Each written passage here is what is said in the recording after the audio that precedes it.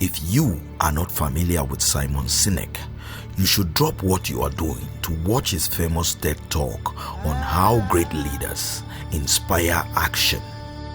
I will link it in the description. Thank me later.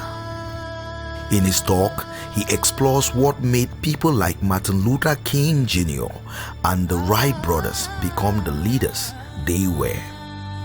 And his infamous TED Talk is just a sample of his work. At the end of the day, great leaders are not responsible for the job. They're responsible for the people who are responsible for the job. They're not even responsible for the results. I love talking to CEOs and say, what's your priority? And they put their hands on their hips all proudly and say, my priority is my customer. I'm like, really? You haven't talked to a customer in 15 years. There's no CEO on the planet responsible for the customer. They're just not. They're responsible for the people who are responsible for the people who are responsible for the customer. Sinek has dedicated his career to studying leaders of all fields to find patterns in their successes and to make that knowledge accessible to everyone who aspires to become a champion in their field. Here are just a few slices of Sinek's wisdom that will hopefully inspire you to innovate, improve, and change your business to achieve better results. Welcome to C.M.T.V 10, where we share with you advice that will take you from the life you have to the life you deserve. If you're new here, consider smashing the subscribe button so you don't miss other interesting videos like this one.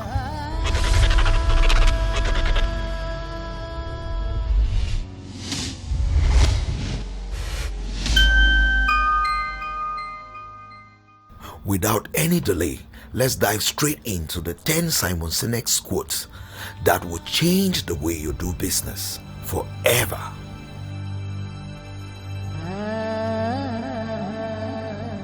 Quote number 1. Show up to give and not to take.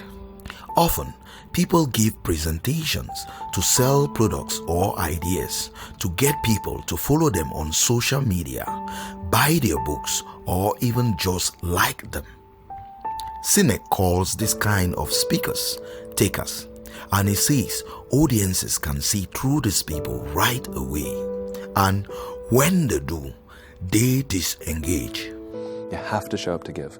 And I will very often, before I walk out on the stage, say to myself out loud, you're here to give, right?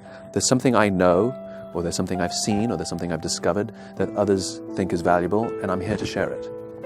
And I want nothing in return. And it's unbelievable to me how many people show up to take. And you can see it, it's quite clear. You know, when somebody asks a question and they say, you can get the answer in my book. Well, you know the answer, you wrote the book, why don't you just answer the question? As opposed to trying to get book sales, you know? Or people who, you know, you look at their PowerPoint behind them and on every single slide it has their email, it has their website, it has their Twitter handle, it has their Facebook, it has their LinkedIn. They want something from you. They want you to follow them and email them and give them business. And there are people who show up because they want a standing ovation.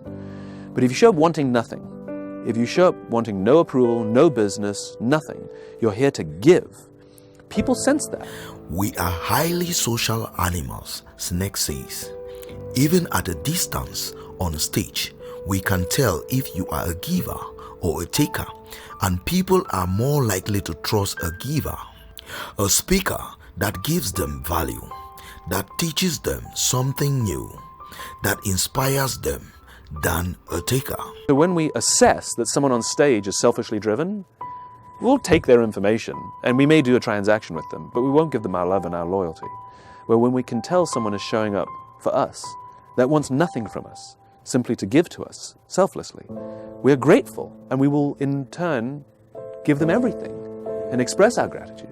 So, quote number 2. People don't buy what you do, they buy why you do it. How do you explain when things don't go as we assume? Or better, how do you explain when others are able to achieve things that seem to defy all of the assumptions? For example, why is Apple so innovative? Year after year after year after year, they're more innovative than all their competition. And yet, they're just a computer company. They're just like everyone else. They have the same access to the same talent, the same agencies, the same consultants, the same media. then why is it that they seem to have something different? Many companies are focused on selling the futures and benefits of their products. In reality, what motivates people the most is your mission and vision of what you are hoping to achieve with your business. As it turns out, there's a pattern. As it turns out, all the great and inspiring leaders and organizations in the world, whether it's Apple or Martin Luther King or the Wright Brothers, they all think, act, and communicate the exact same way, and it's the complete opposite to everyone else. All I did was codify it. And it's probably the world's simplest idea. I call it the golden circle.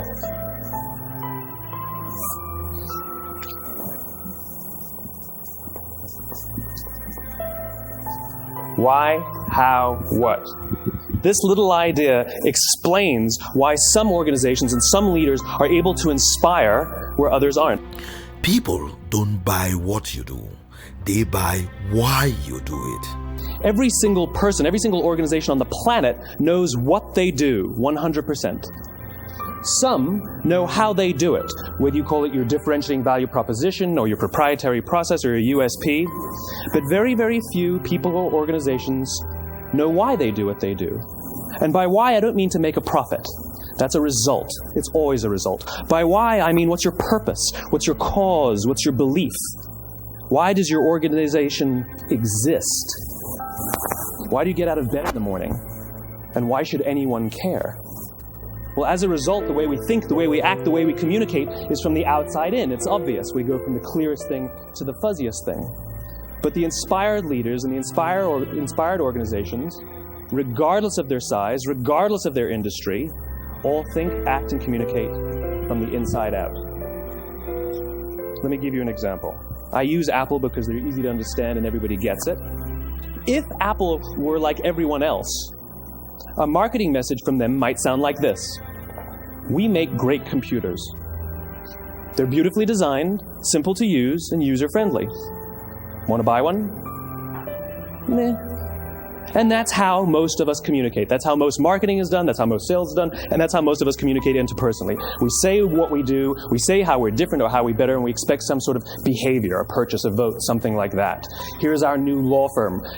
We have the best lawyers with the biggest clients. We always perform for our clients, do business with us. Here's our new car. It gets great gas mileage. It has, leather seats. Buy our car.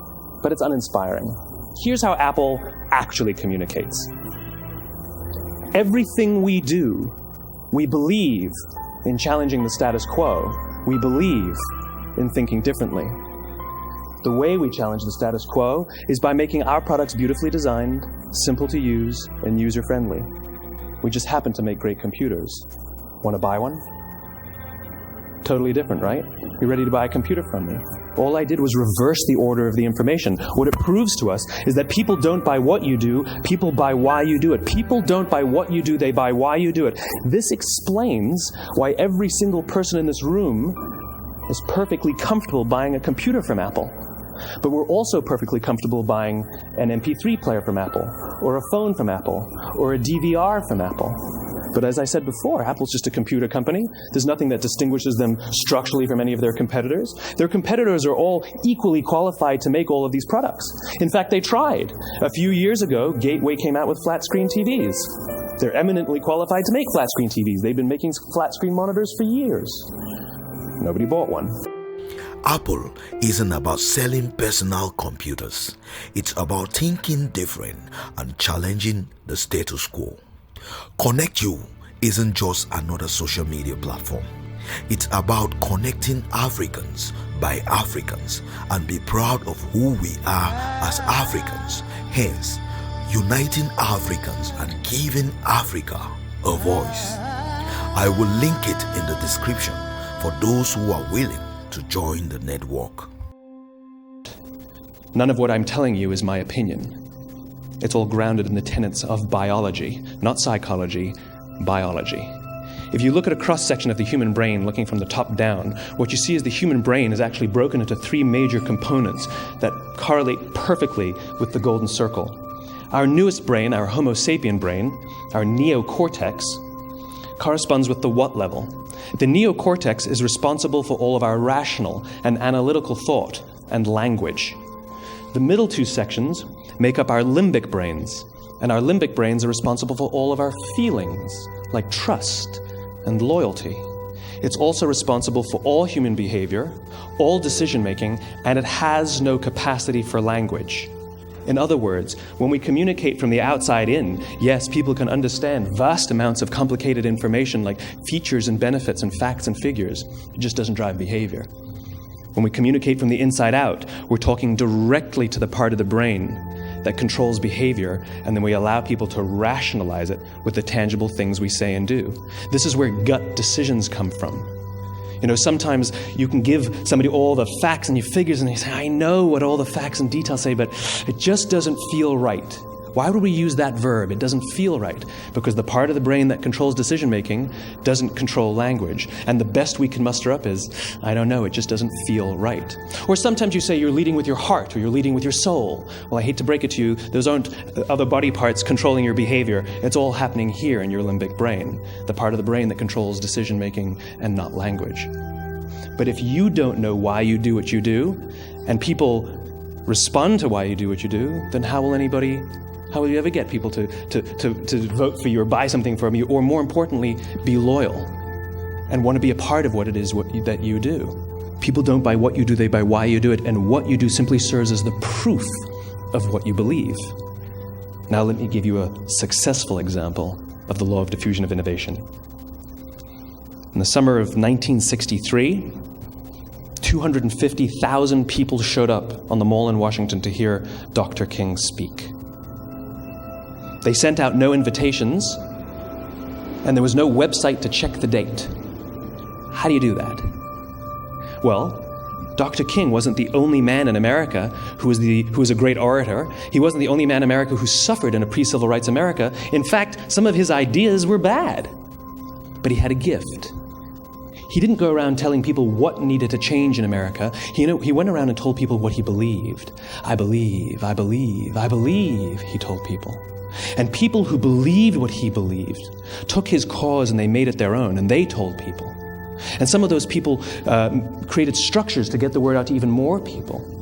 And lo and behold, 250,000 people showed up on the right day, on the right time to hear him speak. How many of them showed up for him? 0. They showed up for themselves. It's what they believed about America that got them to travel on a bus for 8 hours to stand in the sun in Washington in the middle of August. It's what they believed, and it wasn't about black versus white. 25% of the audience was white. Dr. King believed that there are two types of laws in this world, those that are made by a higher authority and those that are made by man. And not until all the laws that are made by man are consistent with the laws that are made by the higher authority will we live in a just world. Quote number 3. When you compete against everyone else, no one wants to help you. But when you compete against yourself, everyone wants to help you. Other symptoms are when the organization starts focusing more on what the competition is doing and worrying less about what they are doing. When they start asking outsiders, who should we be? How should we talk to you? At the beginning, they never asked anybody. They ran on their own passion and their own energy. This is what happened in such organizations like Apple. In 1985, Steve Jobs left Apple, and the company went like this, and Steve Jobs came back. And Howard Schultz left Starbucks, and Howard Schultz had to come back. And Michael Dell left Dell, and Dell had to come back. Now, whether they're clear on their own whys now or not is yet to be seen. But the point is that these founders, these visionary guys, physically embody the reason, the cause around which people showed up in the first place, and it reminds them why they come to work. When you follow and react to your competition, you are effectively a follower. Jeff Bezos of Amazon had a more solid advice topic. If we can keep our competitors focused on us while we stay focused on our customers, effectively we will turn out all right.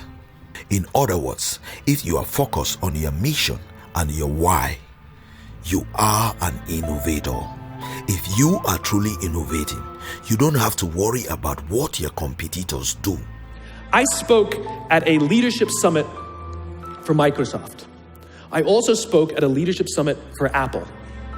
Now, at the Microsoft summit, I would say 70% of the executives, and this was under the Steve Ballmer days, I would say about 70% of the executives spent about 70% of their presentations talking about how to beat Apple.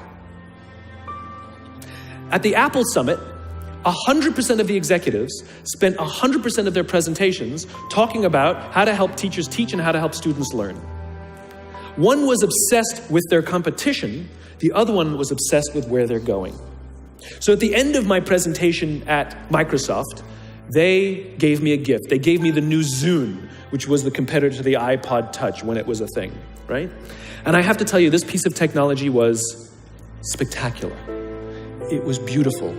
The user interface was incredible. The design was amazing. It was intuitive. It was one of the most beautiful, elegant pieces of technology I'd ever seen, right? Now, it didn't work with iTunes, which is an entirely different problem. I couldn't use it. But that's something else. I'm sitting in the back of a taxi with a senior Apple executive, sort of employee number 12 kind of guy, and I decide to stir the pot. And I turn to him and I say, you know, I spoke at a Microsoft summit, and they gave me their new Zune, and I have to tell you, it is so much better than your iPod Touch. And he turned to me and said, I have no doubt. Conversation over.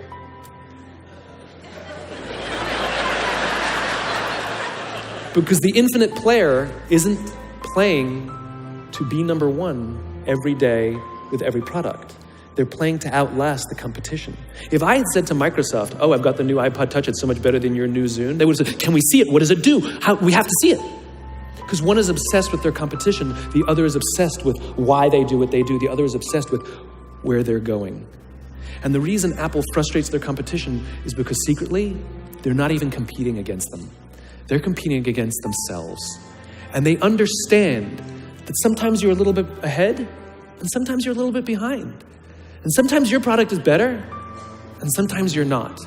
But if you wake up every single morning and compete against yourself, how do I make our products better than they were yesterday? How do I take care of our customers better than we did yesterday? How do we advance our cause more efficiently, more productively than we did yesterday? How do we find new solutions to advance our calling, our cause, our purpose, our belief, our why every single day? What you'll find is over time, you will probably be ahead more often. Quote number 4. The goal is not to do business with everybody who needs what you have. The goal is to do business with people who believe what you believe. Great companies know exactly who their ideal buyer is and focus on doing business with them. If you know who your ideal customers are, you will get much further than merely targeting a fearless mainstream audience. The goal is not just to sell people who need what you have. The goal is to sell to people who believe what you believe.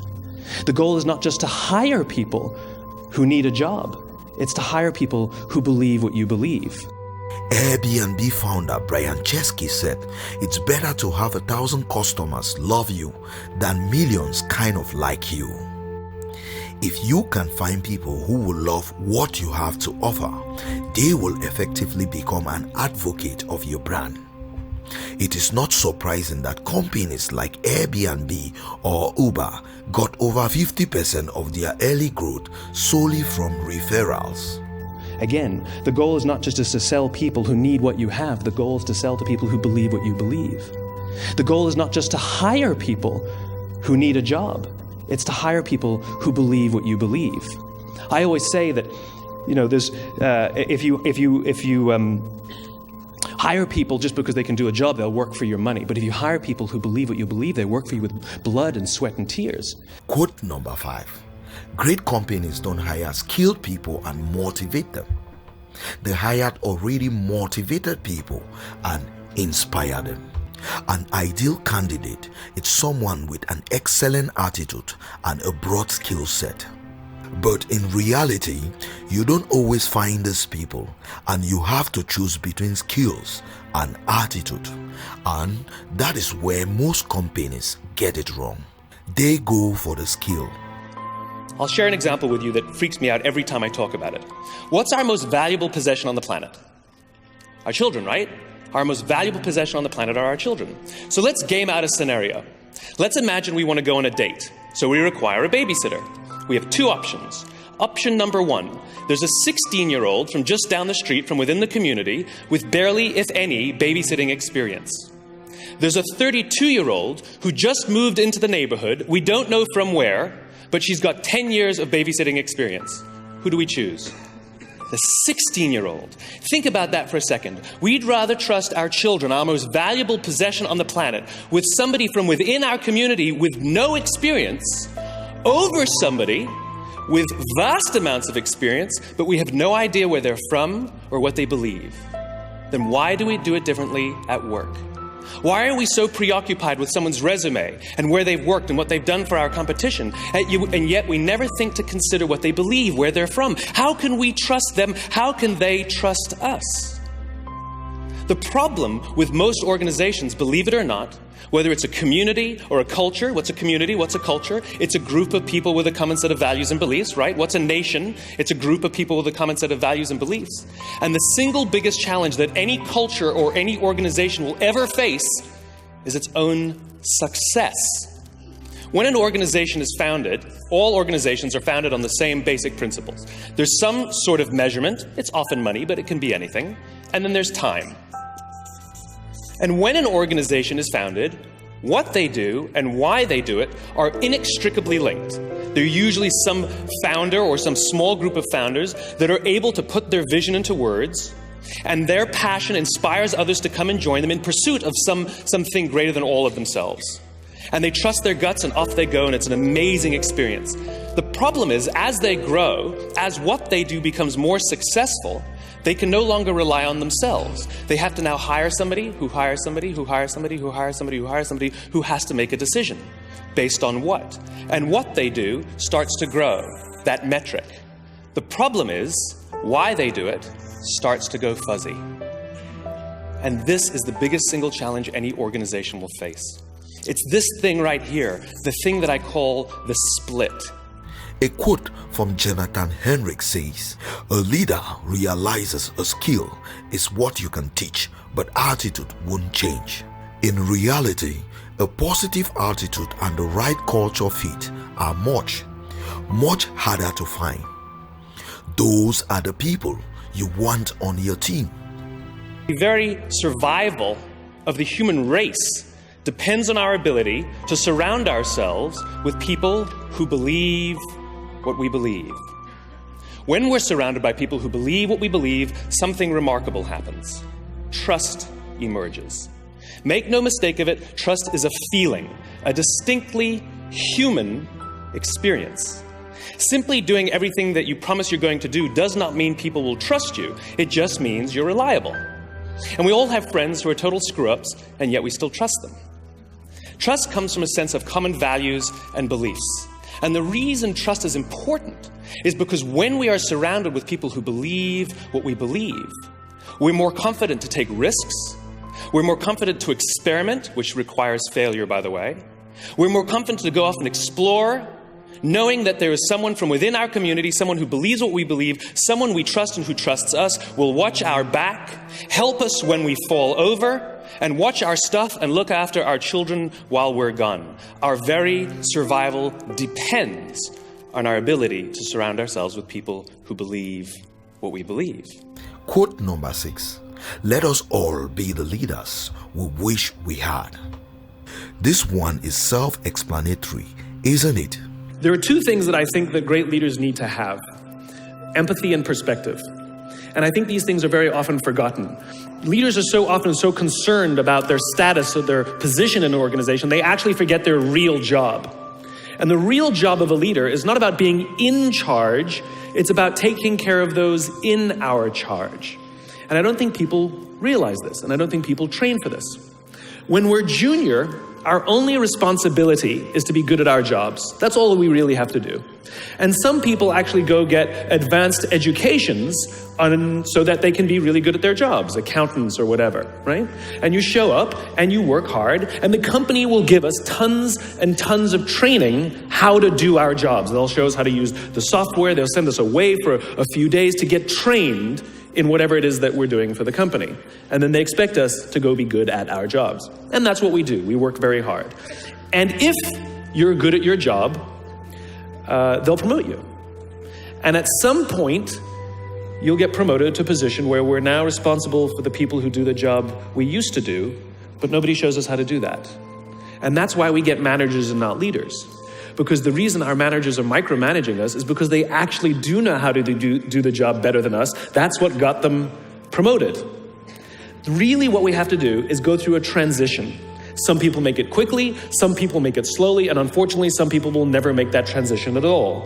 Which is we have to go through this transition of being responsible for the job and then turning into somebody who's now responsible for the people who are responsible for the job. And as I said before, one of the great things that is lacking in most of our companies is that they are not teaching us how to lead. And leadership is a skill like any other. It is a practicable, learnable skill. And it is something that you work on. It's like a muscle. If you practice it all the days, you will get good at it and you will become a strong leader. If you stop practicing, you will become a weak leader. As a small business owner, your team looks to you for guidance. Make sure you are setting an example you are proud of. Like parenting, everyone has the capacity to be a parent. Doesn't mean everybody wants to be a parent, and doesn't mean everybody should be a parent. Leadership is the same. We all have the capacity to be a leader. Doesn't mean everybody should be a leader, and it doesn't mean everybody wants to be a leader. And the reason is because it comes at great personal sacrifice. Remember, you're not in charge, you're responsible for those in your charge. That means things like when everything goes right, you have to give away all the credit.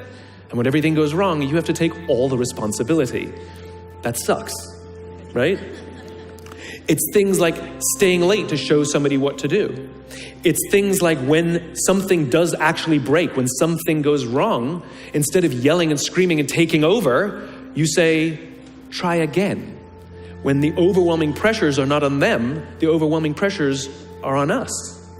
At the end of the day, great leaders are not responsible for the job. They're responsible for the people who are responsible for the job. They're not even responsible for the results. I love talking to CEOs and say, what's your priority? And they put their hands on their hips all proudly and say, my priority is my customer. I'm like, really? You haven't talked to a customer in 15 years. There's no CEO on the planet responsible for the customer. They're just not. They're responsible for the people who are responsible for the people who are responsible for the customer. You want to be a great leader, start with empathy. You want to be a great leader, change your perspective and play the game you're actually playing. Quote number 7.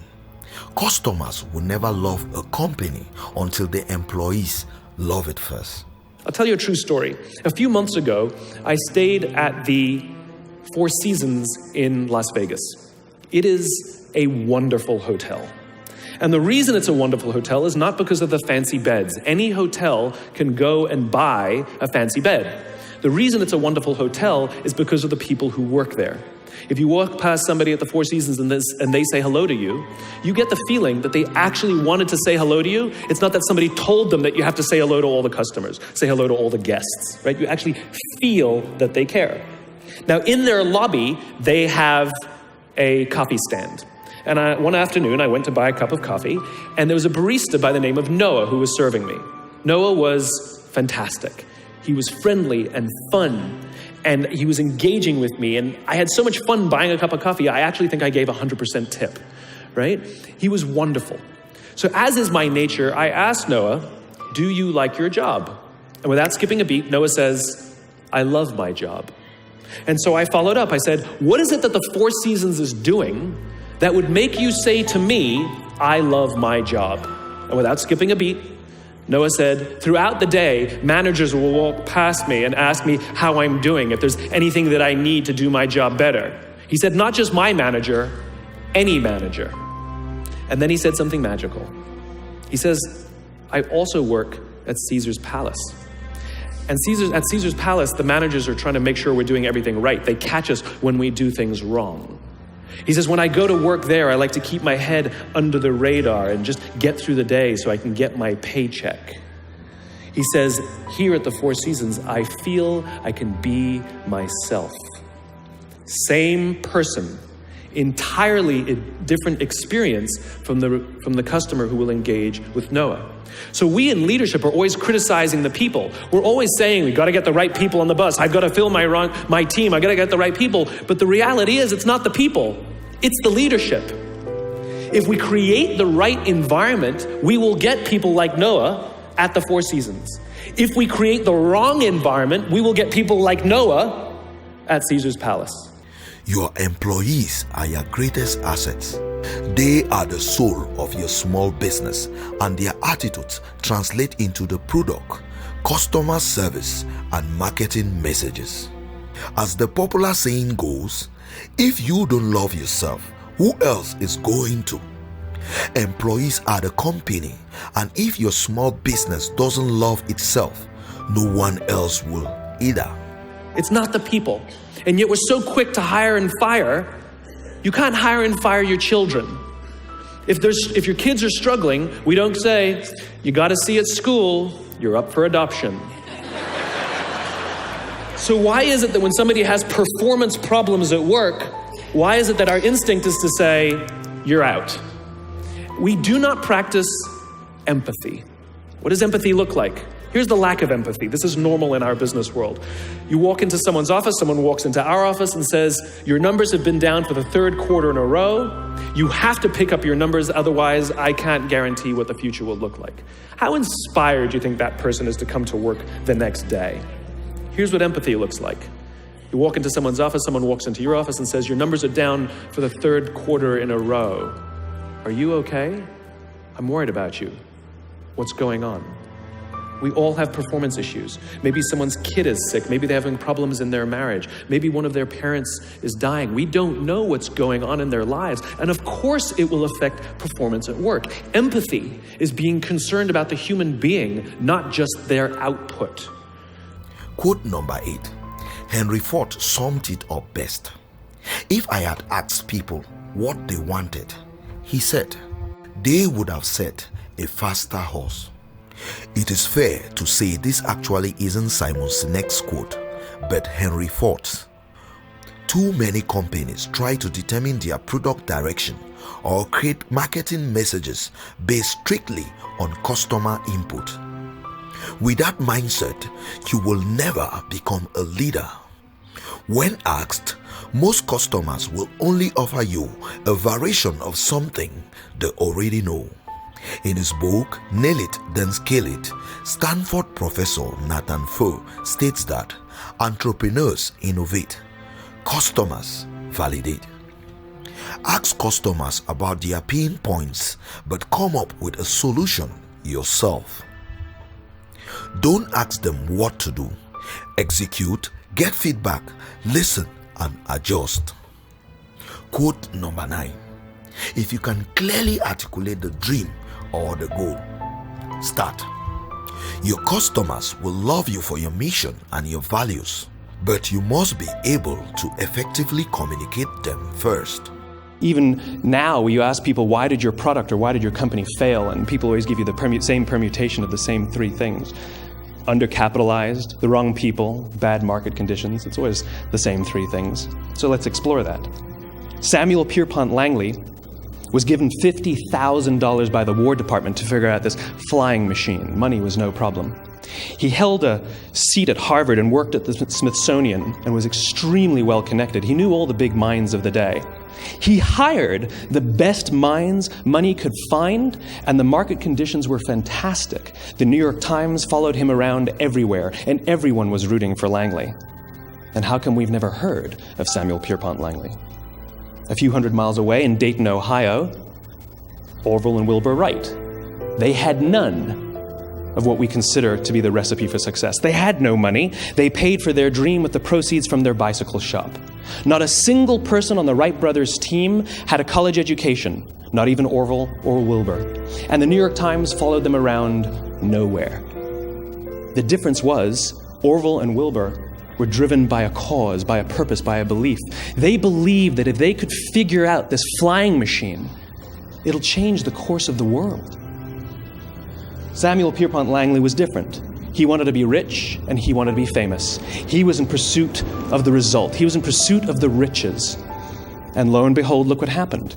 The people who believed in the Wright Brothers' dream worked with them with blood and sweat and tears. The others just worked for the paycheck.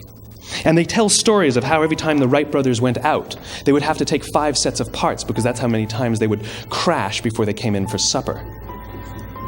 And eventually, on December 17th, 1903, the Wright brothers took flight. And no one was there to even experience it. We found out about it a few days later. And further proof that Langley was motivated by the wrong thing, the day the Wright brothers took flight, he quit. He could have said, "That's an amazing discovery, guys. Now we'll improve upon your technology." But he didn't. He wasn't first. He didn't get rich. He didn't get famous. So he quit. People don't buy what you do, they buy why you do it. And if you talk about what you believe, you will attract those who believe what you believe. Quote number 10. Say thank you when you're done with any presentation. Applause is a gift, and when you receive a gift, it's only right to express how grateful you are for it. This is why Sinek always closes out his presentations with these 2 simple yet powerful words: thank you. They gave you their time and they are giving you their applause, says Sinek. That is a gift and you have to be thankful. Applause is like a gift. They don't have to give it to you. And if they didn't really like you, they'll give you some sort of polite applause and it'll be over immediately. But if they really appreciated what you said to them, maybe they'll give you a standing ovation. Or maybe they just will keep applauding and applauding and applauding and applauding. It goes on and on. These are all the expressions of gratitude. And they're gifts. So just as if someone were to give you a gift, a physical gift in a box, it would be rude to just push it back. It would be rude to say, "I don't need a gift." So too is it really important to accept the applause with gratitude. So when they applaud you, you stand on the stage, you look at them one at a time, just as you did while you were speaking, and you say, "Thank you, thank you, thank you, thank you." You look at each one in the eye and you say, "Thank you." And once you've decided you've said thank you enough, and you've decided to walk off the stage, walk off the stage. Just as you came on with confidence and then stood and waited to start, when you've decided that you've said thank you and you can now leave the stage, you walk off the stage. Don't stop, don't come back, don't do lots of these on your way out. You've said your thank yous and now walk off with the same confidence that you walked on. And that's when your presentation is concluded. Are there any other Simon Sinek quotes that will change the way you do business that you know? Let us know in the comments. Thank you for spending some time with me. Make sure to like and subscribe so you never miss another video. We also handpick these videos which we recommend you watch next, and see you again, for we upload new videos weekly.